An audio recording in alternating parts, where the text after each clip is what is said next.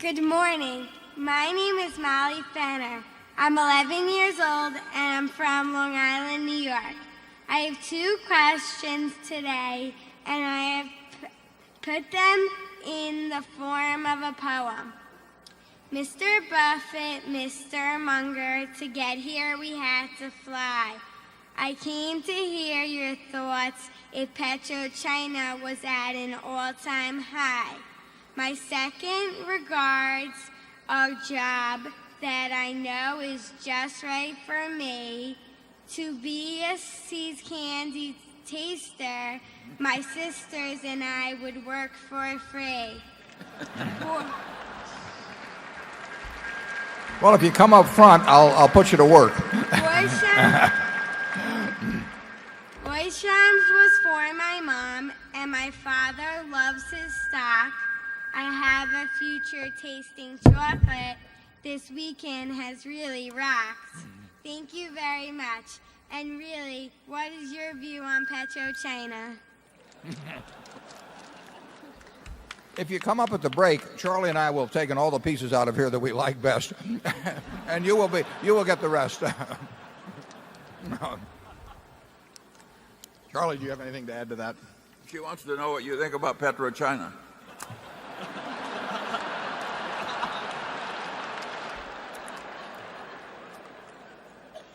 It's funny. I saw her out there in the shopping area, and I knew that she had PetroChina on her mind.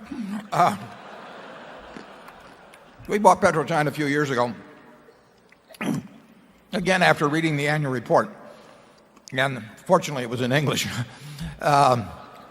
was the first Chinese stock, and really the last. I mean, it won't necessarily be the last, but I mean it's the only one that we've owned so far. We put about $400 million into it.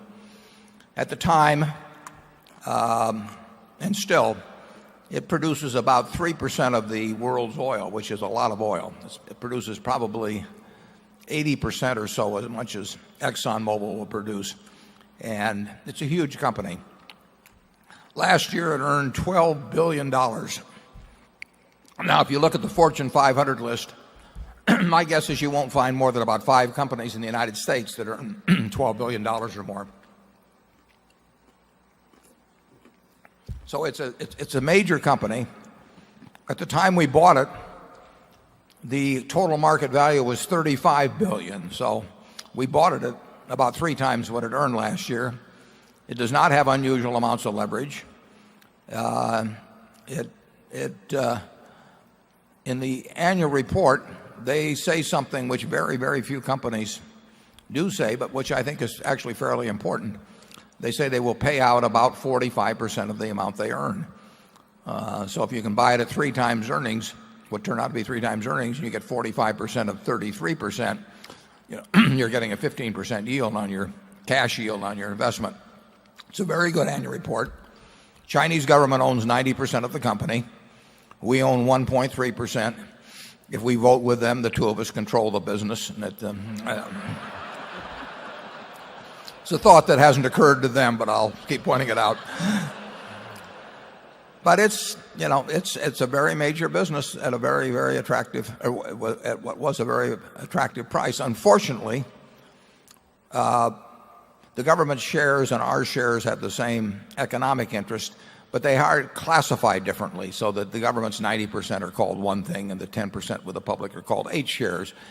And we have to report in Hong Kong when we own 10% of a company, or we did then, 10% of a company's shares. So unfortunately, the 10% applied only to the 10% of H shares, and so we had to reveal our ownership when we only had 1% of the economic interest in the company. So we would have bought more, but the price jumped up, and we are happy to have our 1.3% or whatever it is, and we think that they've done a good job in running the business.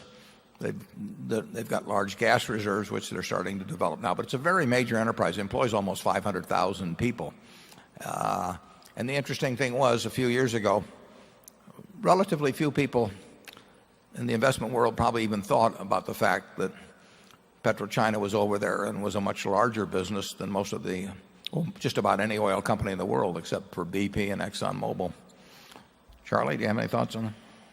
Yeah, it would be nice if this sort of thing happened all the time, but that hasn't been true in recent years. But I should emphasize, I mean, the annual report of PetroChina, which, like I say, it's easy to read, understandable. They declare their policies. Anybody could get it. You can read it.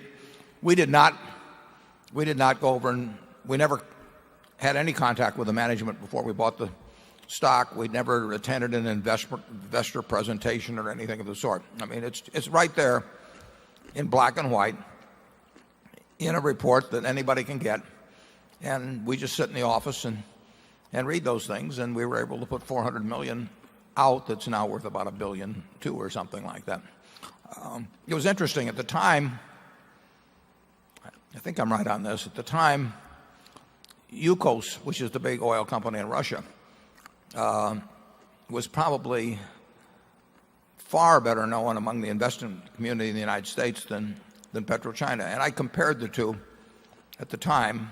Thought to myself, would I rather have the money in Russia or have it in China? PetroChina, in my view, was far cheaper, and I felt that the economic climate was likely to be better in China. You know, would I have, if it had been selling at the same multiple as a U.S. domestic company, would I have regarded it as more attractive? No. I mean, there's some disadvantages always to being in a culture that you don't perfectly understand, or where tax laws can change, your ownership rules can change.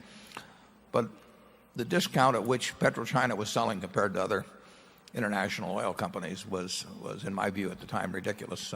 So that's why we bought it. And we will have the candy available for you at the break. 你如果想要成为价值投资者，请点击订阅